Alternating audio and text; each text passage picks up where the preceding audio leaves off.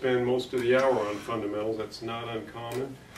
Of course, everything's for the needs of that particular student.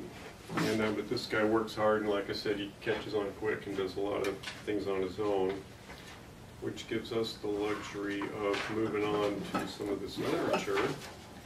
But I'm a believer that without the fundamentals being in good shape, it's foolish to move ahead. So we're pretty stubborn about that.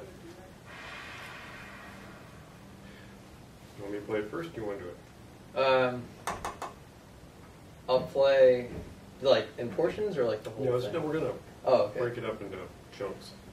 Let's just have you do it first, so I can know exactly. Of course, I'm supposed to be able to play this thing, and I haven't looked at this in ages, but we'll see what happens.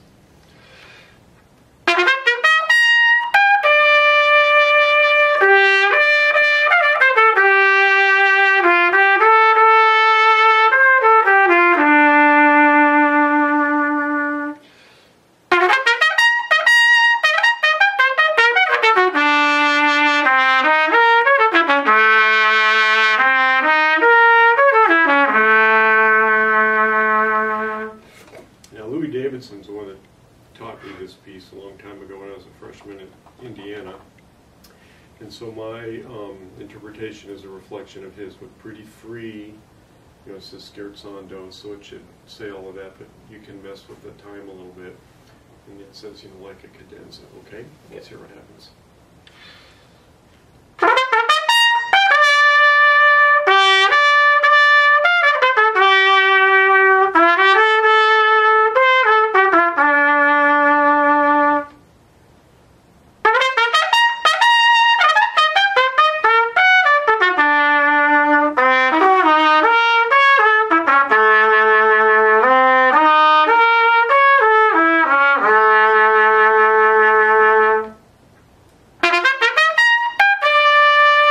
So that's like the statement all by itself, and then, you know, sort of a fragment within. Then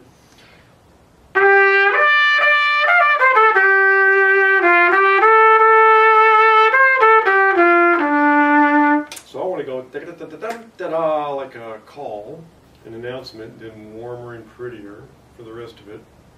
And sometimes for me it's helpful to think of Valerie's our great flute professor, and really one of the best flute players I've ever known anywhere.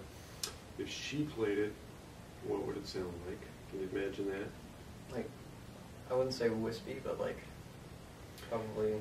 So maybe, you know, maybe you know, this announcement thing. Yeah, it's trumpety, it's a bugle call essentially, but then I want to morph into something prettier and more intimate right away. Okay, try it like that.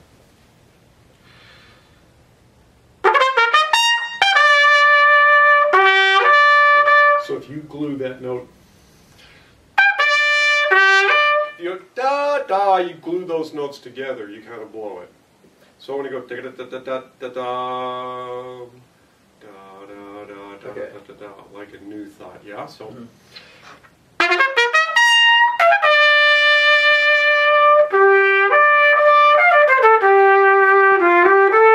And it doesn't take a big hole in there to accomplish that, it's just a nuance.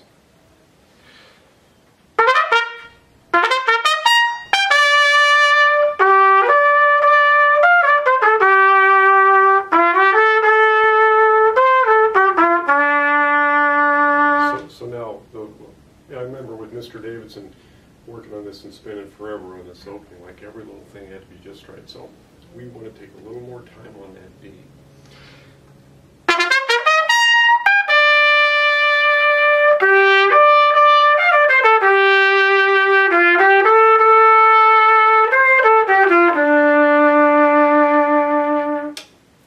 Are you double tonguing these two notes? Oh yeah. Okay. I have cool. Cool. Are you? Yes. Yeah. That's why the arbing first. Yeah. So I didn't pick on, you know, clarity there, because that'll come, but you know, you just nail those notes, just hear them and pronounce them and put air through it, just like you know what to do.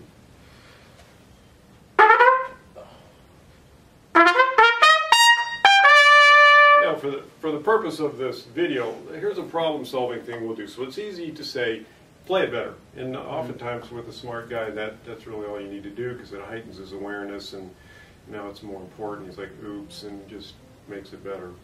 But a smart thing to do is to do the pattern on one note, yeah? Do that. So if we do that and there's something that's not fabulous, we fix it. Now that was pretty good. But I'm just picking notes out of the lick that are in it.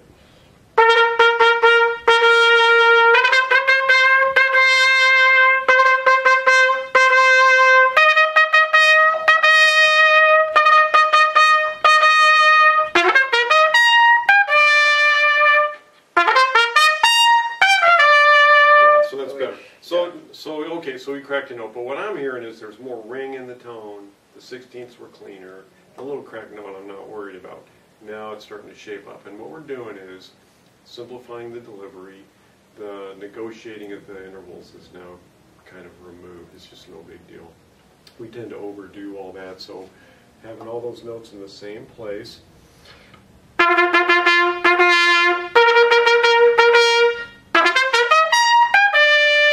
Nothing to it.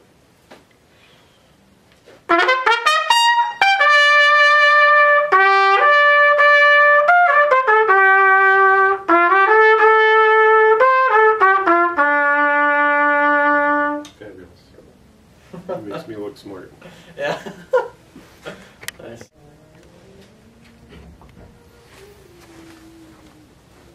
We'll look at this video and probably shows our shoes or something.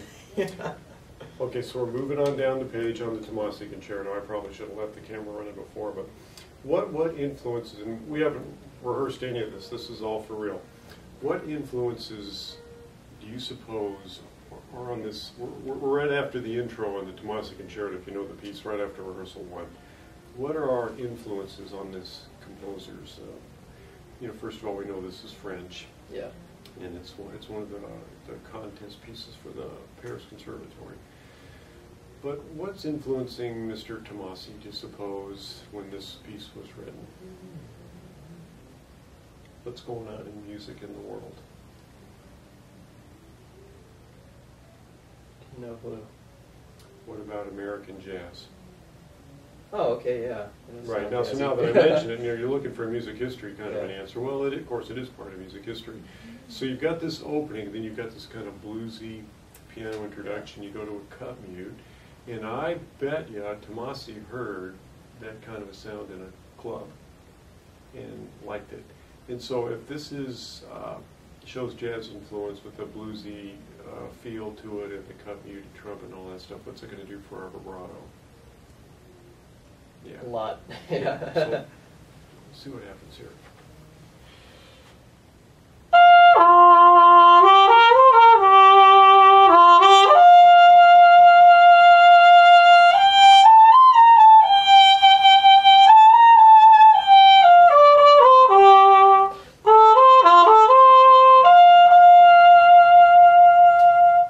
Very nice.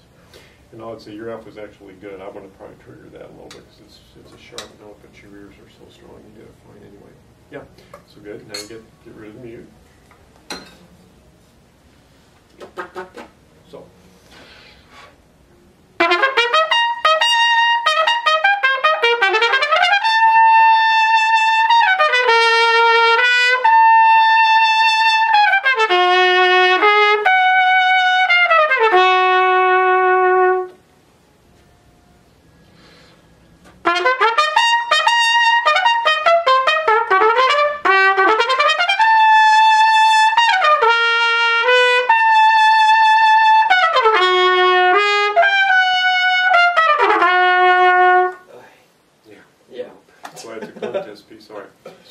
Here's a bit of advice on the 16th notes.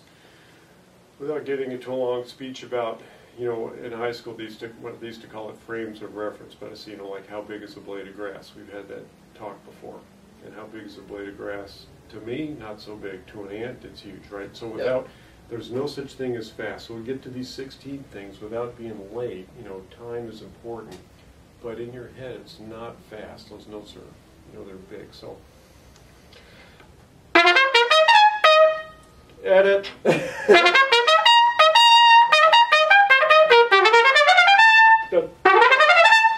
Da-ga-da-ga-da-ga-da-ga-da, just, it's not that big a deal.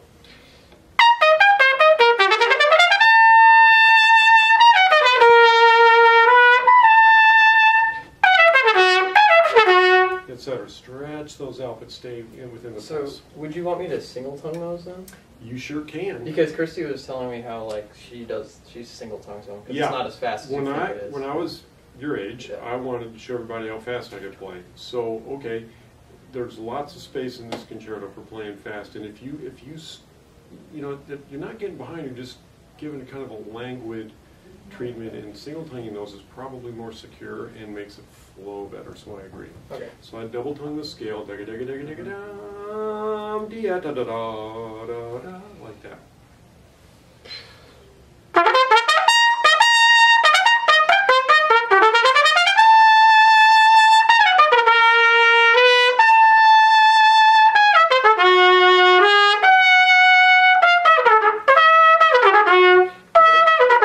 First lesson, that's fine. No, we want to give these phrases some sense of direction.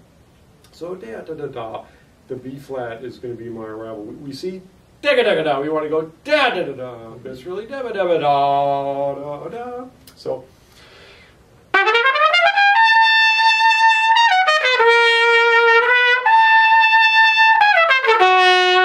I'm exaggerating, but go da da da da da da. It'll give it some direction.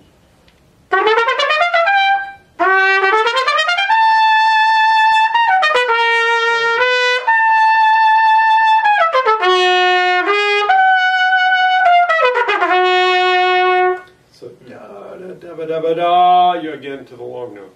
Okay,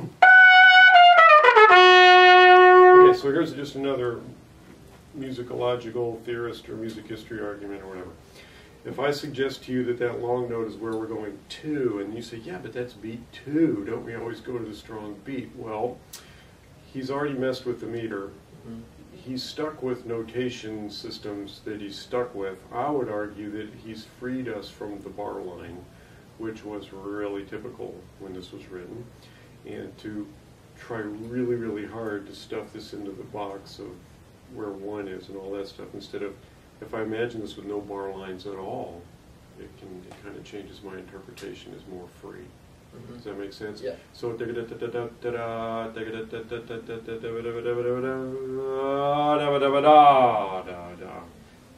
it begins to make more sense. So he's in and out of that bar line business. So, so you can't cuss or anything. All right. So let's just warm up a little bit. Okay.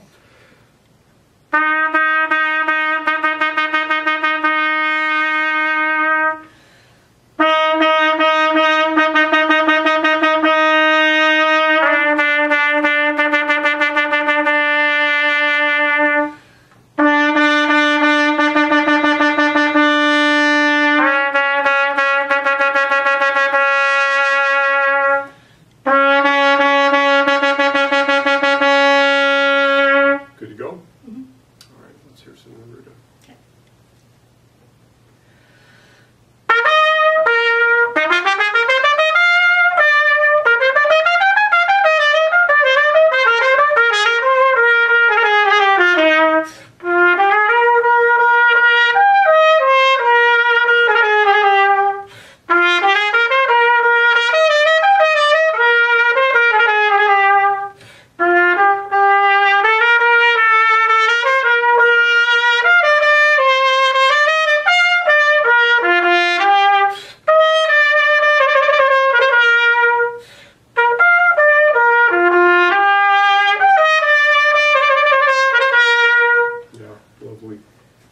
So some of these are like more discussion points and do it this way to exploit the potential for dynamic contrast. Or I would finish this more full. Okay. So da da da da da dum dum da da da da da da da dum da da ba dum. Okay. Then you can back it off a little bit. And you know, in this time period, you don't want to land on the cadence. Don't do that. Yeah. Okay. So it lifts, but it's still full. Okay.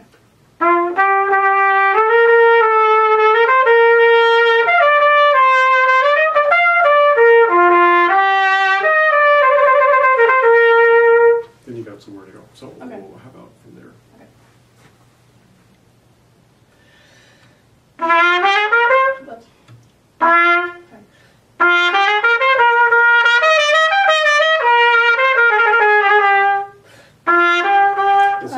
still now. too similar, you see? Yeah. I mean, it's lovely, but it's Right. I'll do it's that. like a opportunity missed. Okay.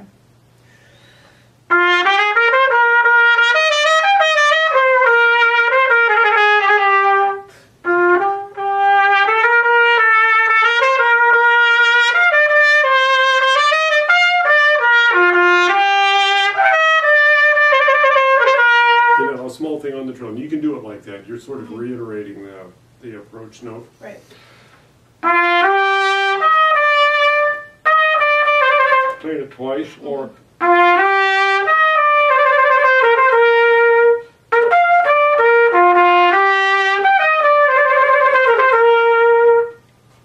the other to me sounds a little bit like a stutter. I mean, I wouldn't.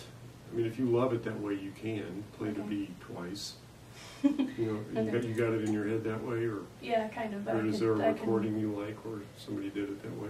I heard a recording like that, but I can't remember who it was. And so we're working from the Yeah. David Hickman version, and he's a brilliant guy and a scholar, and all these markings are thoughtful, and you know we respect all of that.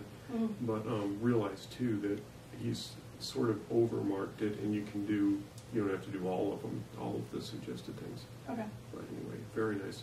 Well, let's leave that be. Consider the treatment of the trill, but Okay. whatever you prefer is fine. Let's go ahead, please.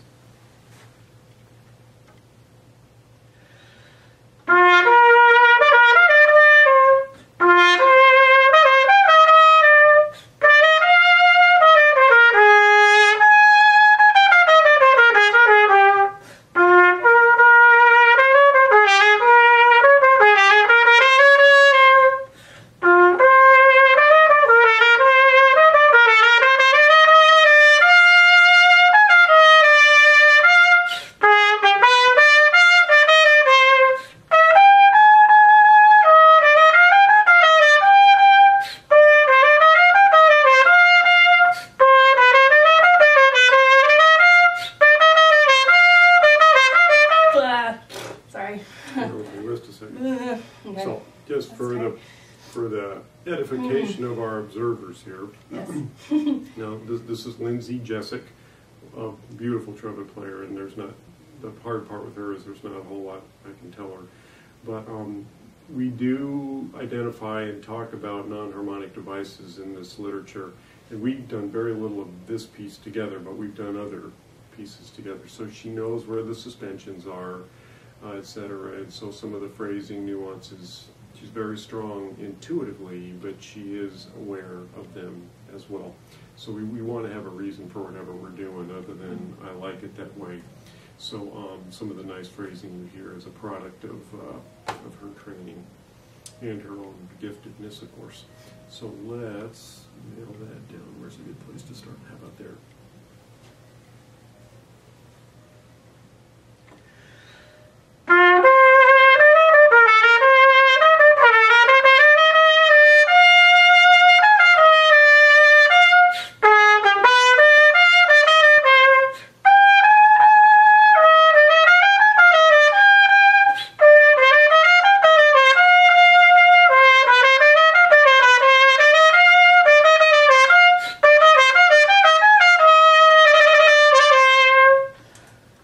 I'd trigger the A a little bit. Okay. That's one of those deals. It was sticking. Yeah, you get the recording back and go, yeah, this is very nice. Okay. Recap.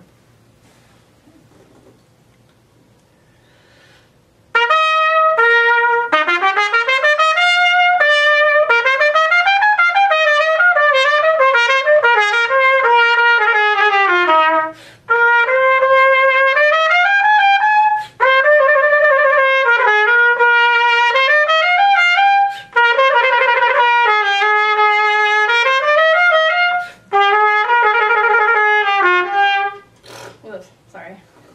Okay. You sound great. Go there. Yeah, if you're gonna go back, I mean, you know, it's so good and so close. I would consciously put a little more breath through the trills. Okay. You know, just 10% more breath. They'll just sit up and sing out a little Okay. better when if you do that. But why don't you go back to the start of that? Okay. Take your time.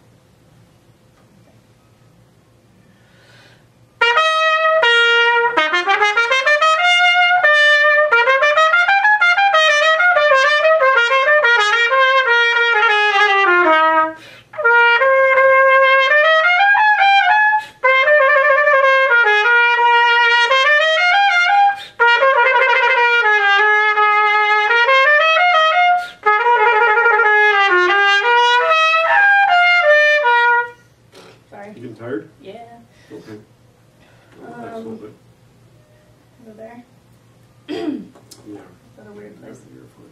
Yeah, no, why don't you start there? Okay. Just a little bit. Okay.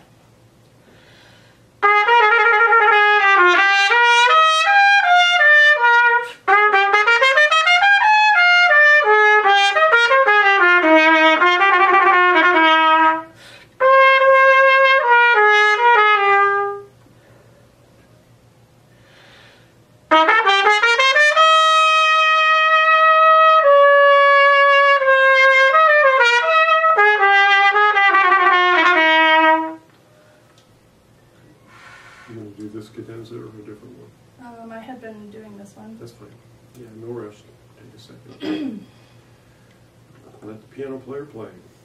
Okay.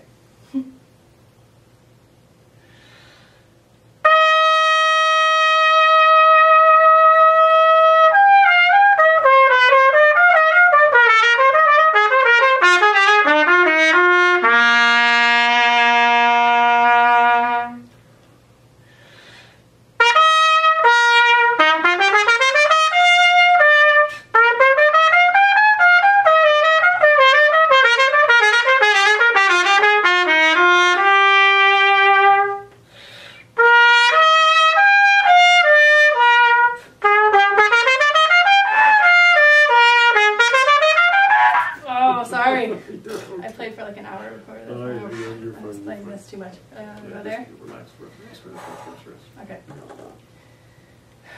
Rest. Mm. Rest a second. Okay. Did you have breakfast? No. I had Baroque class. Baroque class for breakfast. Yeah. Yeah, what time is it? Oh, it's almost lunchtime and you haven't had anything to eat yet today. No. Well, okay. I'll eat after this.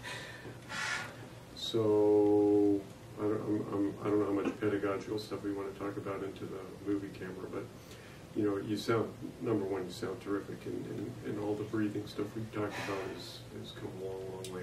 But you want to stay soft and supple and forward, that sense of ooh, so no matter what your register is.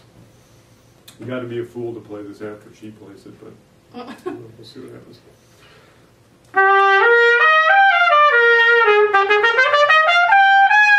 But still, it's an ooh, yeah. Okay. Mm-hmm.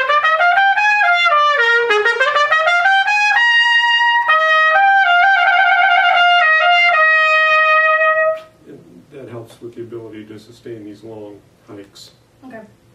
So how about from there? Okay.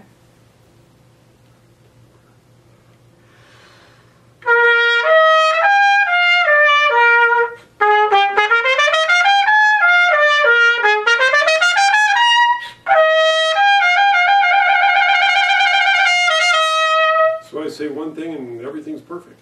No, Yep. it's good. Yeah, she's a very good player, clearly. So some of these little things help, and then of course now you know you've got to be just a maniac about applying that consistently. Mhm. So it's the only way you know how to play. And it's thoughtless and it's there. Let Okay. the music take over, which is what you're doing. Okay.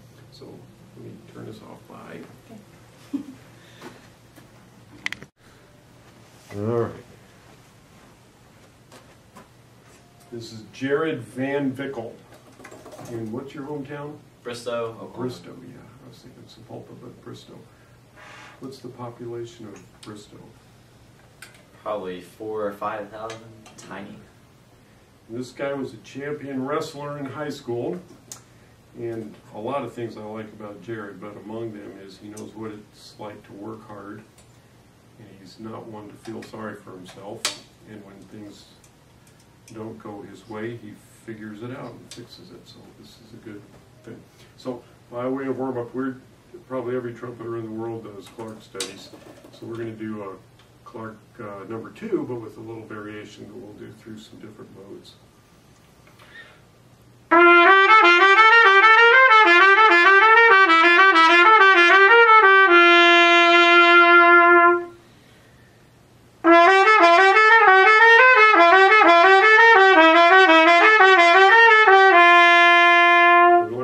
The volume down just a little bit, but keep the energy and that ring in your tone. Let's do that one again.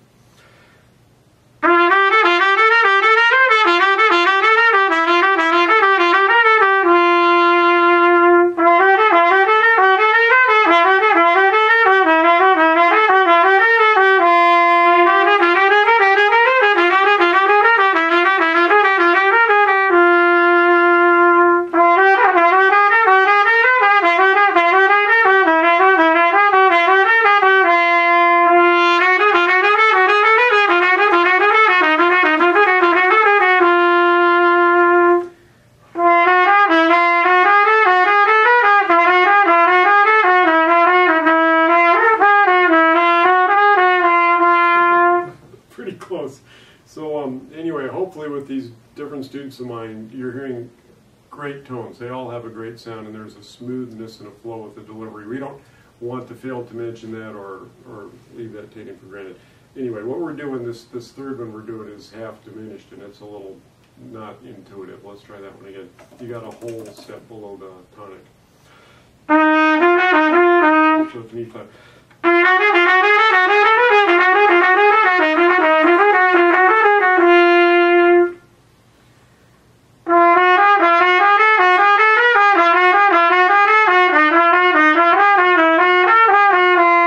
Yeah, really close.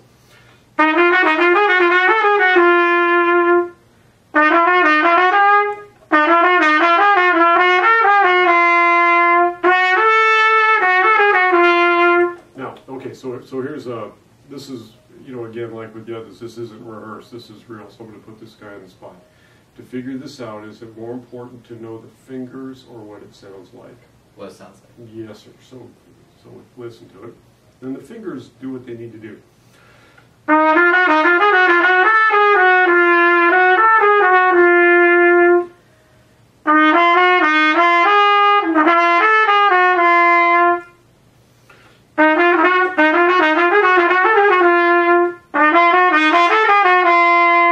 Okay, so let's do it from the beginning.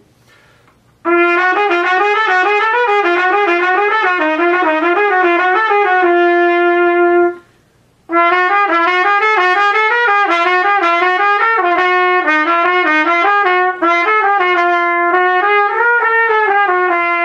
my God. So we work on it, but you go through the aural pathway, the aural doorway. So sing it, plunk it out on the piano, whatever you, da da da da da, so you got it. And then the fingers find out where to go. And then of course, repetition. We often talk about the world of trumpet players and intellectualize about how to play the trumpet, which doesn't really do you very much good. It's the doing of it that where learning takes place. And Jared knows this very well as an athlete. He can tell me all about what it means to wrestle and work out, and it doesn't make me a wrestler. I'm going to go do it. Okay, one more. Now this is chromatic.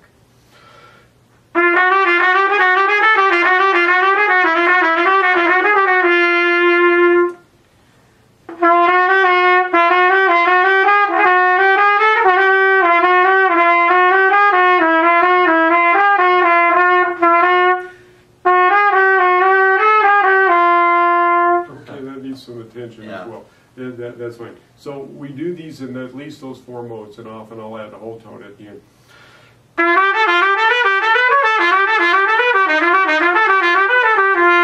So what's happening? Why bother? Well, if you can do that in all the keys and at speed, you're not going to run into difficulties with right hand dexterity, but it's also for our ears, and so that we can plug into these things that aren't just major.